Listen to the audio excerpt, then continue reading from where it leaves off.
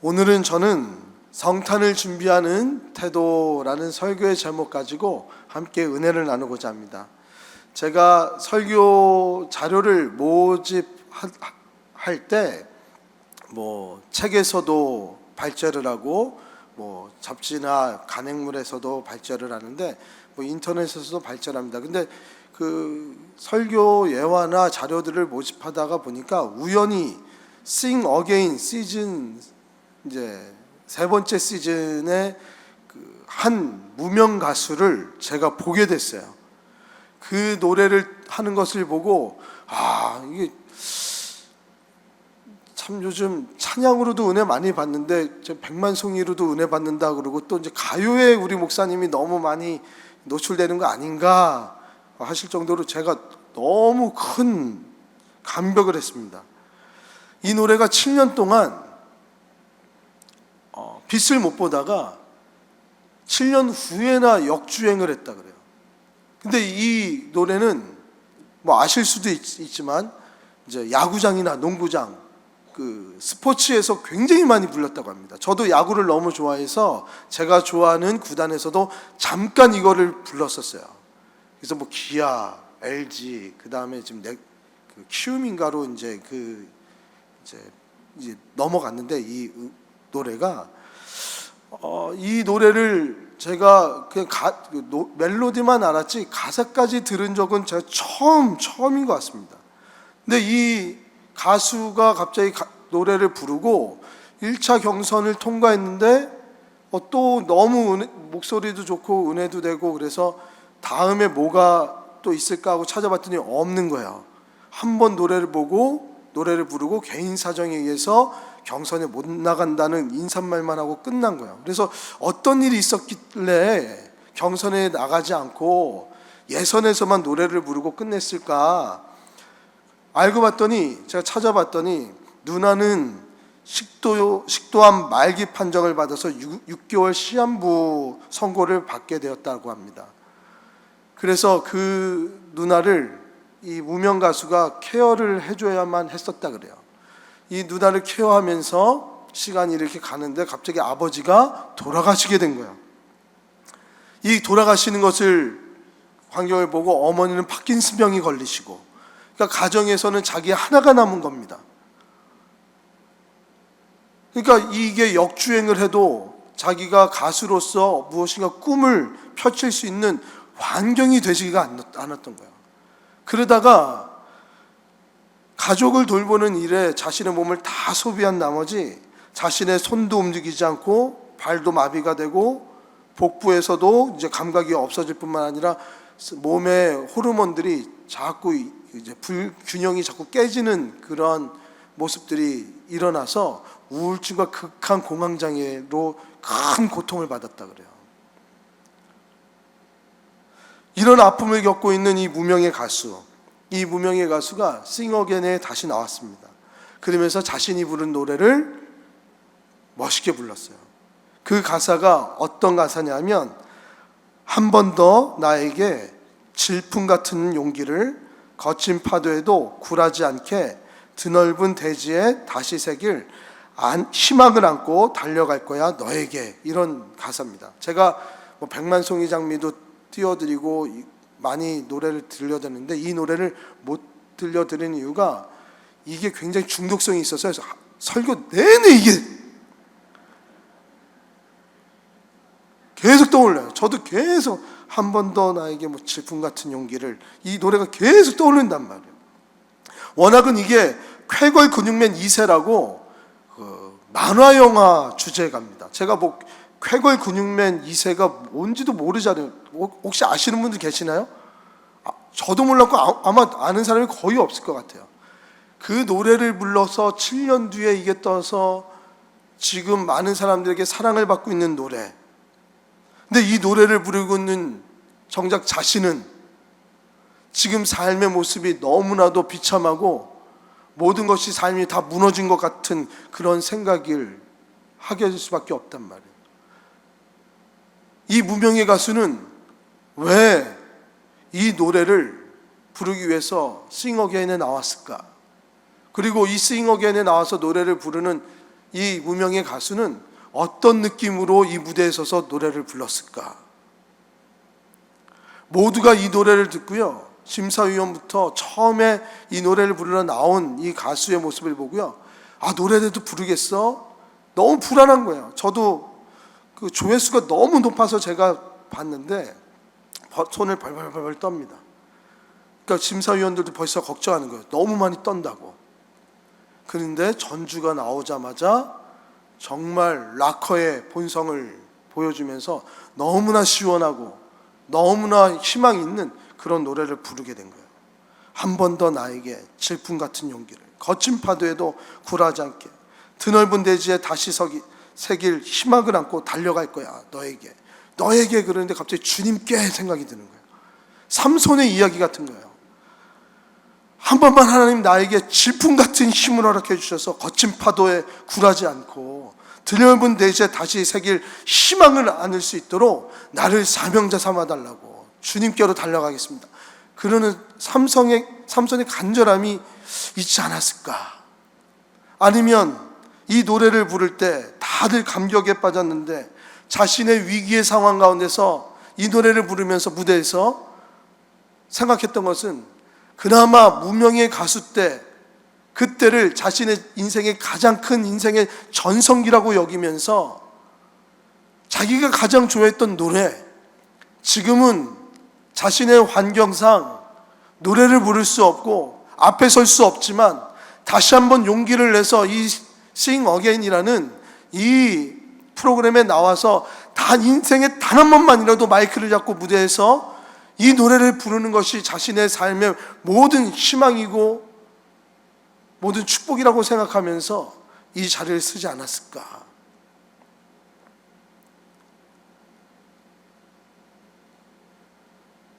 우리가 볼 때는 지금이나 그때나 한낱 무명 가수에 불과한데 우리들도 인생에서 우리의 삶이 무너짐을 경험할 때가 분명히 존재합니다. 그럴 때 우리도 내 인생의 전성기, 바로 오늘 하나님을 섬기고 하나님께 영광을 돌리고 하나님 앞에 내 육신과 육체와 모든 정신이 주님에게로 온전히 포커스되어 있는 바로 오늘이 내 인생의 최고의 전성기라고 생각하시고 우리 인생의 찬양, 우리 인생의 고백의 스토리를 오늘 만들어 나가는 우리 성도님 되시기를 주님의 이름으로 축복합니다. 우리가 평생 부를 찬양은 있어야 돼요. 우리의 전성기 때 부를 찬양은 반드시 있어야 됩니다. 그 찬양이 우리 성도님들에게 꼭 있기를 주님의 이름으로 다시 한번 축복드립니다. 오늘 서론이 사실은 오늘 본문과 큰 연관은 없습니다. 하지만 너무나도 힘든 오늘의 시대 아닙니까? 불경기가 온다고 하고 침체가 온다고 하고 실제로 우리 성도님들 가운데 많은 어려움을 겪고 있는 많은 성도님들이 계실 텐데 이 가수가 우리들에게 용기를 줬듯이 우리 성도님들께서도 그 삶에서 정말 우리의 삶의 스토리를 하나님께 다 내어드려서 많은 사람들에게 희망의 불꽃 되어 주시기를 다시 한번 부탁드립니다. 저는 오늘 설교 본문을 읽으면서요, 이 본문을 한 문장으로 압축을 하면 어떻게 압축할 수 있을까 정말 많은 고민을 했습니다. 그랬을 때 저는 이렇게 한 문장으로 압축을 했어요. 성도가 된다는 것이 어떤 의미일까? 이 빌립보서의 말씀은 성도로 살아가는 것이, 성도가 된다는 것이 어떤 의미인지에 대해서 우리에게 분명히 말씀해 주시고 있는 본문입니다. 예수님을 구주로 믿는 사람, 그것이 성도입니다. 구주로 믿고 예수님의 삶을 모범 삼아 그대로 따라가는 것이 우리의 성도의 삶인 것을 우리는 알고 있습니다. 그러면서 아기 예수님이 오심을 축하하고 기념하고 또 다시 오실 예수 그리스도를 기다려야 되는 우리들에게 성도로서 어떤 태도로 오늘을 살아가야 될지는 너무나도 중요한 문제입니다. 바로 이 중요한 문제에 대해서 오늘 본문은 우리 성도님들에게 큰 울림의 답을 허락해 줍니다. 오늘 5절의 말씀입니다. 한번 우리 다 같이 한번 읽어보겠습니다. 시작.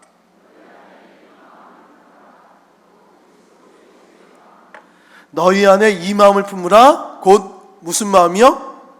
그리스도 예수의 마음이니. 그냥 예수의 마음이니 하지 않고요, 그리스도 예수의 마음이라고 했습니다. 그리스도는 어떤 뜻입니까? 구원자, 우리를 구원해 주시리, 구원해 줄 예수님의 마음을 품으라는 것이 오늘 본문이에요. 우리가 다시 오실 예수님을 기대하면서 우리 마음에 품어야 될 것은 우리를 구원하신 예수 그리스도의 마음이라는 거예요.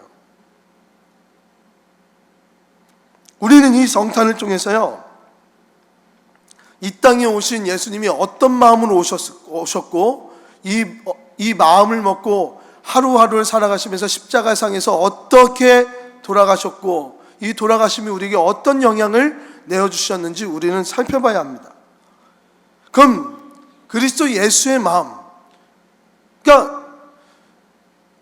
우리를 구원해 주신 예수의 마음은 과연 무엇이냐는 거죠.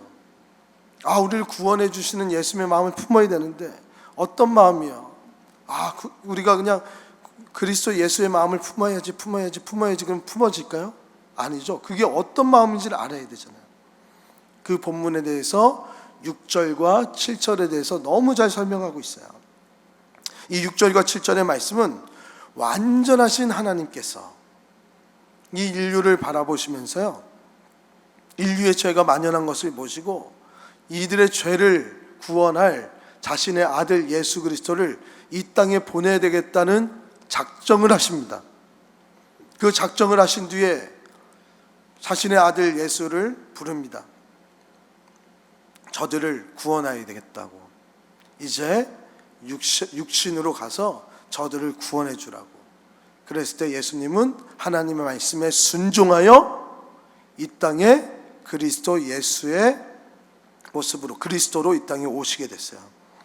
예수님의 입장에서 보면 자신의 신적인 특권, 그 모든 것들을 다 내려놓은 사건이었단 말이에요. 오늘 말씀에 보면 조개의 형체, 낮고 낮은 존재인 인간의 모습으로 오셨다고 얘기합니다. 하나님의 계획하심과 예수님의 이 순종의 모습은 그냥 인류를 구원해야지로 끝난 것이 아니라 완전한 인간이 되심으로 인해서 완전한 실행력을 가지고 완전한 실체로 우리들에게 종의 모습으로, 낮은 자의 모습으로 이 땅에 오심을 보여주고 계세요. 그러니까 예수님이 품으신 이 순종의 모습은, 낮아짐의 모습은 겸손이라고도 우리는 얘기하는데, 이 겸손의 모습은 마음만 먹는 것이 아니고요, 말만 하는 것이 아니고요, 실제로 겸손한 실체의 모범을 우리에게 보여주셨다는 거예요. 믿으십니까?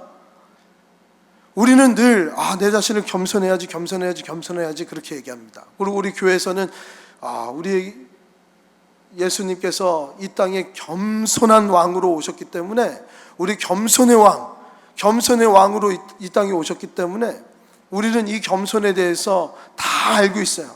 그러다 보니까 목사님, 예수님께서도 겸손하게 오셨는데 목사님도 겸손하셔야죠. 그리고 옆에 있는 우리 성도들에게도 늘 겸손을 얘기합니다. 근데 정작 본인은 겸손에 대해서 크게 생각하지 않아요.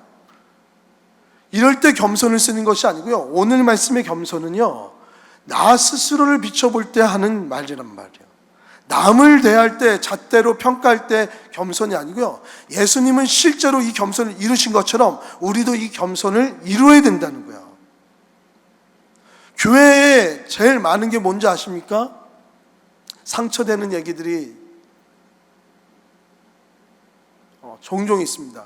왜냐하면 겸손한 사람들이 많다 보니까 몇 사람들이 이 겸손한 분들을 이제 힘들게 할 때가 있어요. 그리고 우리도 모를 때 우리 얘기를 하면 한마디를 해도 얄미운 사람들이 있잖아요. 한마디를 해도 늘 상처가 되는 사람들이 있잖아요. 한참 얘기하고 뒤돌아서고 저를 칭찬한 것 같은데 뒤돌아서면 우리 원로 목사님 말씀처럼 껄쩍지근하고 뭔가 이상한 그런 기분들이 드는 그런 사람들이 있잖아요.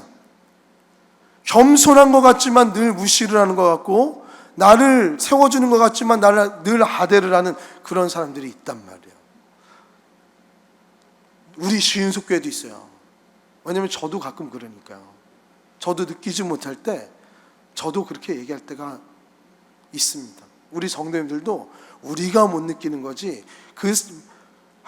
대부분의 상황에서는 겸손하지만 그 한 파트 한 파트 또 쪼개 보면은 그러한 상황들이 우리 가운데 놓여져 있어요.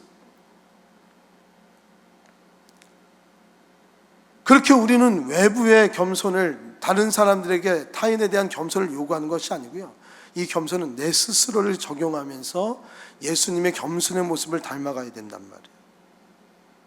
그렇다면 우리는 겸손한 왕으로 오신 예수 그리스도를 배워가야 되는데, 내가 겸손하고 싶다, 겸손하고 싶다, 겸손하고 싶다, 그러면 겸손해질까요? 이 겸손이 어디서부터 오는지를 알아야 되잖아요. 그럼 예수님께서 보여주신 삶의 모범은, 이 겸손의 삶의 모범은 어디서부터 왔을까? 제가 고민이 되는 거예요. 그 말씀이 바로 8절의 말씀에 있습니다. 하나님을 향한 순종에서부터 났다는 거예요. 이 말씀이 맞는지 한번 8절의 말씀 우리 다 같이 한번 살펴보겠습니다. 다 같이 읽어보겠습니다. 시작. 자기를 낮추시고 죽이기까지 복종하셨으니 곧 십자가에 죽으심이라. 아멘. 자기를 낮추시고 죽기까지 어떻게 하셨다고요? 복종하셨대요. 누구에게 복종했을까요? 하나님에게. 예수님은 처음 이 땅에 오실 때부터 하나님의 그 계획하심과 그 말씀의 순종, 철저한 복종으로 이 땅에 오시게 됐습니다. 그리고 이 땅에서 오셔서 모든 생애 가운데서도 하나님의 말씀과 사명을 이루기 위한 순간마다의 어려움과 아픔과 고통과 두려움과 힘듦이 있었지만 그 순간에서도 하나님의 말씀에 순종했던 사람이에요. 어떻게 할 수 있습니까? 마지막 십자가를 지는 그 밤에 예수님이 끝까지 이 잔을 나에게서 옮겨달라고 그렇게 간절하게 기도했다가 나의 원대로 하지 마시고 아버지의 뜻대로 해달라고 순종하며 나가지 않습니까? 예수님의 모습은 처음부터 끝까지 하나님에 대한 순종으로 시작해서 순종으로 끝나는 역사인 거예요. 근데 이 겸손도요, 하나님께 대한 순종에서부터 겸손이 나옵니다. 하나님께 순종하는 것이 겸손이래요. 예수님께서 보여주신 이 순종의 모습은 규칙을 잘 지키거나 그에게 보여준 일들을 잘 하는 것을 이야기하지 않는 것 같습니다. 매 순간순간마다 자기를 죽이고 자기를 낮추고 하나님께 순종하는 태도, 그것을 오늘 본문은 겸손이라고 얘기하고 있어요. 순종이라고 얘기하고 있어요. 이 순종은 우리가 생각하는 것과 똑같이 이 순종에서 나오는 겸손은요, 굴욕적이고 손해를 보고 아픔이 있고 아쉬움이 있고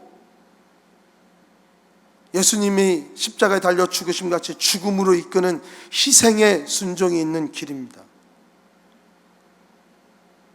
그래서 우리들도 왜 겸손하고 남을 섬기고 하면 늘 마음이 답답하고 손해보는 것 같고 힘들고 어렵잖아요. 이 순종의 힘은 하나님에 대한 사랑과 하나님의 뜻을 성취하려는 예수 그리스도의 그 열망에서부터 나온다는 거예요.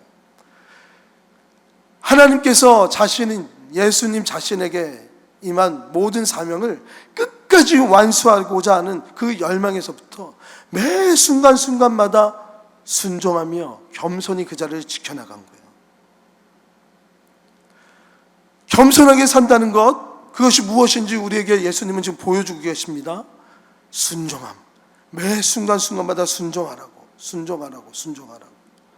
예수님께서 보여주신 이 삶의 모범, 순종의 모범을 우리 성도님께서 다 깨닫고 그대로 순종하시기를 주님의 이름으로 축복합니다. 예수님께서는 자신의 탄생부터 지금까지 오셔서 헌신과 봉사와 희생과 순종, 모든 삶을 다 순종의 삶으로 살아가셨어요. 자신의 필요할 힘이 필요할 때마다 자신을 먼저 생각한 것이 아니라 자신을 이 땅에 보내신 하나님을 떠올리며 자신을 통해서 이루실 하나님의 자녀들을 먼저 바라보고 더 많은 생각들을 하며 그들을 위해서 희생하셨던 것이 예수님이 보여주셨던 겸손이라는 거예요.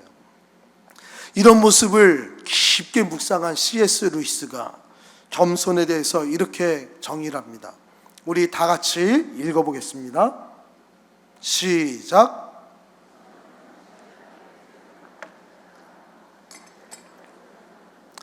겸손은 자신을 낮게 가치 없게 생각하는 것이 아니라 자신을 덜 생각하는 것이 겸손이라는 거예요.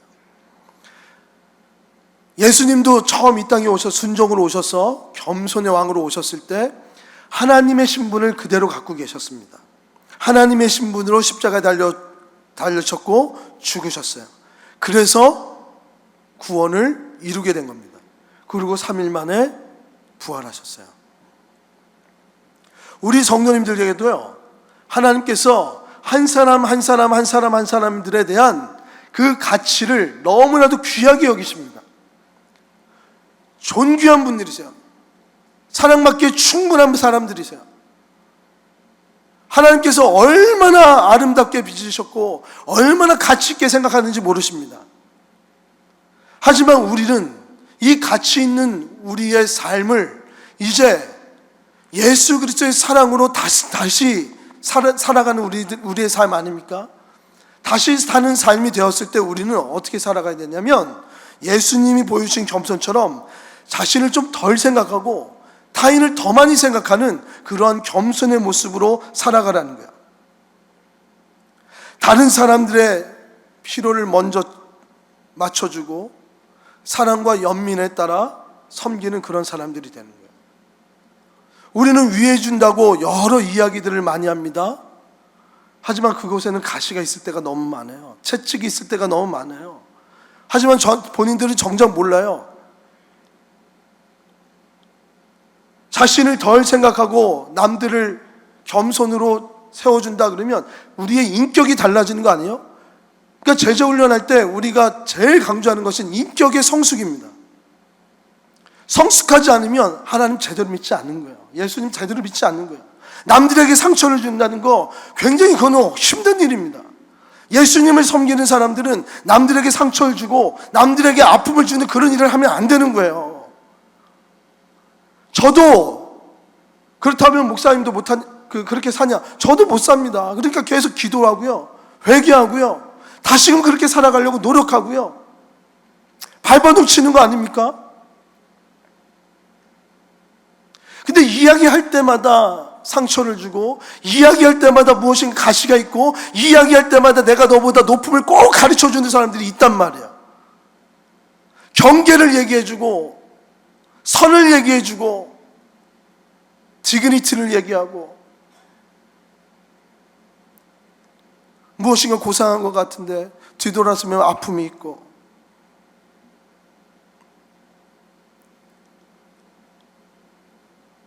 어제 우리 시은석교회에서요 새신자 뱅퀴스를 했습니다. 2023년도에 새로 오신 우리 성도님들과 함께 새로 정착하신 우리 성도님들과 함께 특별한 시간을 같이 보냈어요. 그 시간에 우리 정착하신 우리 성도님들이 VIP였습니다. 그래서 제가 보기에는 제가 본 것만 10시부터 부스란히 부산하게 막 왔다 갔다 하시면서 밑에 우리 식당을 예쁘게도 꾸미시고 간식도 준비하시고 연주도 준비하고 많은 걸 준비했단 말이에요.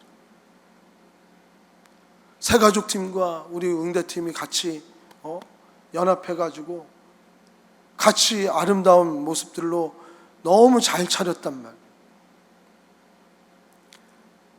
이것을 대접받는 우리 2023년도에 정착한 우리 성도님들이 이렇게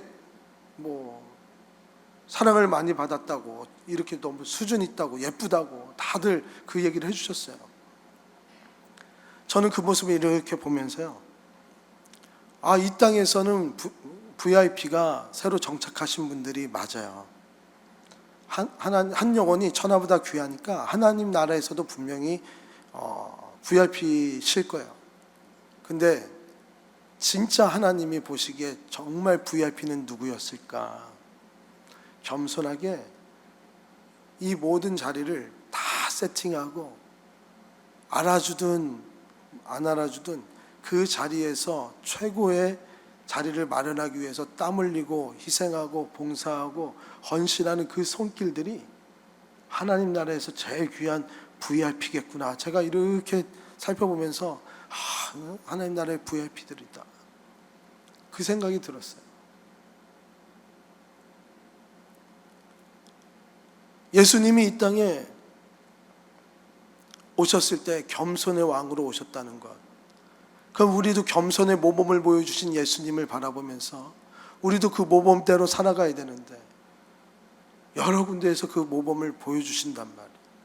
지금 여기도 앉아 있는데 1, 2부 때는 얘기를 하지 않았는데, 한 자매, 우리 고등부에서 이제 대학부 된 한 자매가, 목사님 제가 이제 뭐뭐도 하고 뭐뭐도 하고 뭐뭐도 하고 활동이 많아졌다는 거예요. 지금 연애의 꿈을 갖고 있는데, 고3 아이들 특세 때 제가 아이패드를 줬었잖아요. 이제 앞으로 그걸 제가 할 수 있도록 기도해 주세요. 하나님 제가 물질 주셔서 지금 잘 성장하니까 제가 그걸 감당할 수 있도록 할게요. 그 문자를 대학교 1학년생이 저한테 보낸 거예요. 제가 아멘 그랬어요. 보이는 거예요. 하나하나씩 보이는 거예요. 사랑하고 겸손하고 은혜를 받으면 하나하나씩 안 보이던 것들이 보여지는 거예요. 예수님께서 베들레헴에서 태어나셨어요. 베들레헴 마구간에서 태어나셨다 그럽니다. 사실 이 본문은 2주 후에 다뤘어야 되는 건데 1, 2부 다 말씀을 드려서 같이 말씀을 드립니다. 그때 우리가 알기로는 빈방 없습니까? 라는 너무 유명한 연극이 있어서 여관을 다 두들기면서 빈방 있습니까? 없어요. 빈방 있습니까? 없어요. 빈방 있습니까? 없어요. 그래서 예수님이 저 낮고 낮은 마구간에서 태어났다, 우린 그렇게 알고 있잖아요. 그런데 역사적으로는요, 베들레헴으로 갔을 때 거의 자신의 친척집에 거한다고 합니다. 그 당시 때는 지금처럼 여인숙이 그렇게 활발하게 다 이루어진 그런 시대가 아니었어요.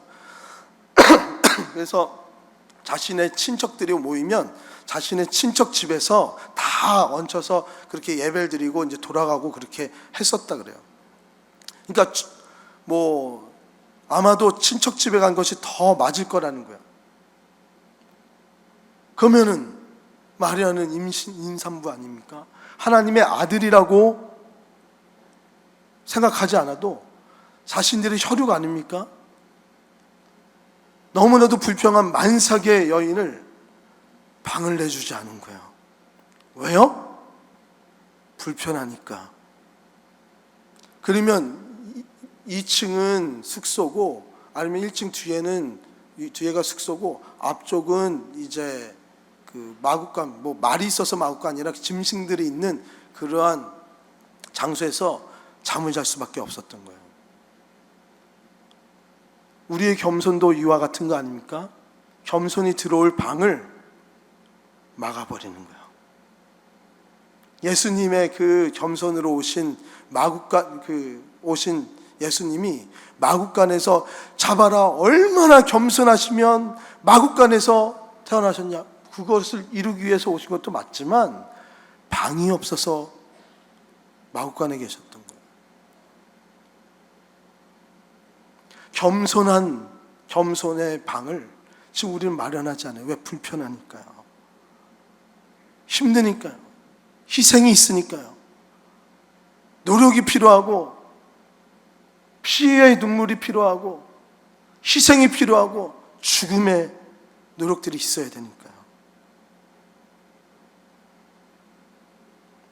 우리 성도님들 사이에서도 오늘 이 성탄을 준비하면서 우리 성도님들의 마음에 이 겸손의 방을 꼭 가지시고 예수님을 모시는 우리 성도님 되시길 주님의 이름으로 축복합니다. 그렇게 되면 이 겸손이란 방을 우리가 마련을 하게 되면 어떤 결과로 이루어지는지 아십니까? 놀라운 일이 일어납니다. 9절부터 11절까지 말씀이에요. 우리 9절부터 11절까지 말씀 우리 다 같이 한번 읽어보겠습니다. 시작. 이러므로 하나님이 그를 지극히 높여 모든 이름 위에 뛰어난 이름을 주사 하늘에 있는 자들과 땅에 있는 자들과 땅 아래에 있는 자들로 모든 무릎을 예수의 이름에 꿇게 하시고 모든 입으로 예수 그리스도를 주라 시인하여 하나님 아버지께 영광을 돌리게 하셨느니라. 아멘. 순종의 결과가, 겸손의 마음을 품은 결과가 어떻습니까? 너무나도 놀랍지 않습니까? 이 순종을 통해서 맺어지는 게 무엇이 있어? 라고 하지만 이 겸손을 통한, 이 순종을 통한 겸손을 통해서 하나님 앞에 큰 영광이 된다는 거예요. 근데 하나님 앞에 큰 영광으로 도달하기 전까지 하나님은요, 늘 우리 성도님들에게 보상을 해주시는 하나님이세요. 청지기적 사고는, 청지기적 그런 마인드는요, 물질 쪽에서도 청지기적인 그런 생각을 갖고 있어야 된다고, 신앙을 갖고 있어야 된다고 하는데 하나님은 늘 보상을 해주십니다. 우리 성도님 것을 뺏지 않으시고요, 그것으로 누리게끔 해주세요. 자신의 것을 가지고 하나님은 늘 누리게 하시는 것이 하나님의 은혜고요, 그게 청지기적인 신앙관이에요. 하나님의 영광을 돌리게 하기 위해서 보니까 예수 그리스도를 시인으로, 주라 시인으로 하고 모든 자들이 무릎을, 하나님 앞에 나오는 자, 지극히 그를 높이는 자, 순종하는 자, 겸손한 자, 그들을 통해서 그들을 높이고 땅에 있는 자나 땅 아래에 있는 자나 다 그들에게 무릎을 꿇힌다고 말씀하고 있지 않습니까? 그런데 우리는 어떻게 해요? 성령 받고 직분 받고 은혜 받고 우리 삶에서도 갑자기 큰 돈이 생기고 자리가 바뀌어지고 권세를 얻게 되면 어떻게 됩니까? 나를 먼저 생각합니다. 금세 달라집니다. 상대를 존중하지 않아요. 오롯이 나만을 생각해요. 다른 사람이 어떤 생각을 가져야 될지, 이 이야기로 어떻게 생각할지를 아예 생각하지 않아요. 내 사역, 내 능력, 내 결과물, 하나님께 순종하기에 있어서 가장 중요한 열매는 타인과의 관계에서 맺어지는 열매인 것을 믿으시기 바랍니다. 저는 오늘 말씀을 묵상하면서도요, 제가 하나님께서 시은속교회 담임 목사로 세워주셔서 이 시은속교회에서 내가 해야 될 것이 무엇인가 참 많은 부담감이 있었습니다. 이 교회를 부흥도 시켜야 되고, 제가 하는 건 아니지만 하나님이 원하시는 방향대로 지혜 있게 또 방향성을 잡아 나가야 되고, 여러 가지 일들을 다 처리해야 되고, 어려운 일들이 그때 순간순간마다 존재하고, 그 어려운 순간순간마다 나는 어떻게 해야 될까? 잘해야 될 텐데, 내려놓게 된 거예요. 다 내려놓을 수 있는 결정적인 말씀입니다. 모든 순간마다 나는 하나님께 순종해서 겸손의 자리를 지켜야 되겠구나. 그 겸손의 자리를 지키게 되면 어떻게 됩니까?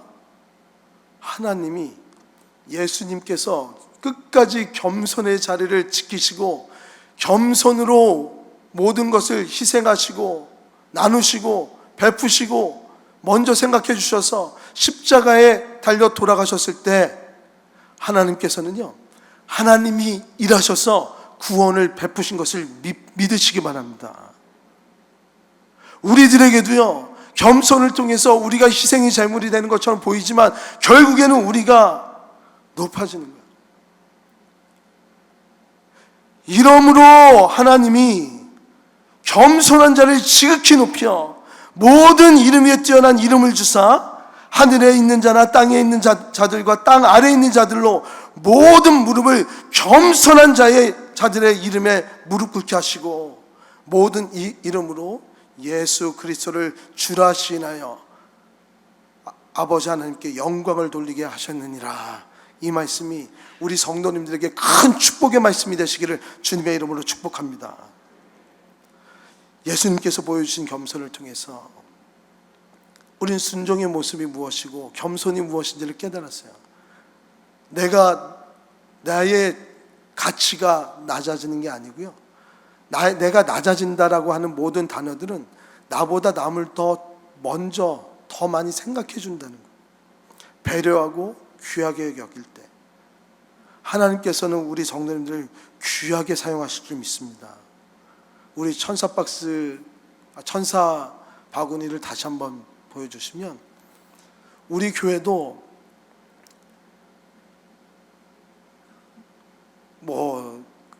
건물이 크니까 대형교회라고 생각하는데, 우리 지금 과부의 두랩도처럼요, 우리도 힘들게 선한 일들을 하고 있는 거예요. 성도님들께서도 힘들게 할 때 이것을 통해서 이것을 누리는 자들이 VIP일까요? 이것을 준비하는 자가 하나님 나라의 큰 VIP 되는 줄 믿으시기 바랍니다. 적극 참여해 주시고요, 적극 나눠주시고 적극적으로 우리가 모든 일들을 해나갈 때 이것을 통해서 하나님의 큰 영광이 미쳐질 줄 믿습니다. 이제 말씀을 맺고자 합니다. 사랑하는 우리 신속교회 성도 여러분, 하나님 나라의 가치는 하나님께로 향하는 순종의 길에 있다는 것을 꼭 믿으시기 바랍니다. 우리가 무엇인가를 잘나서 행하는 것이 아니라 하나님께서 순종을 통해서 겸손을 이루며 하루하루를 살아갈 때 하나님께서 그 겸손의 열매로 놀라운 하나님의 영광을 보여주실 줄 믿어요. 예수님도 그 길을 다 걸어가 보시고 제자들을 가르쳤을 때 그 삶을 배운 제자들은 마태복음 23장 12절에 이렇게 적고 있습니다. 누구든지 자기를 높이는 자는 낮아지고 누구든지 자기를 낮추는 자는 높아지리라. 예수님의 가르침을 그대로 얘기했단 말이에요.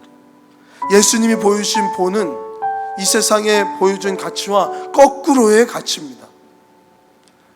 내가 낮아지면 우스워지는 것 같아요. 내가 낮아지면 힘들어질 것이 뻔해요. 내 것을 남에게 주면 내 것이 없어지는 것이 맞아요.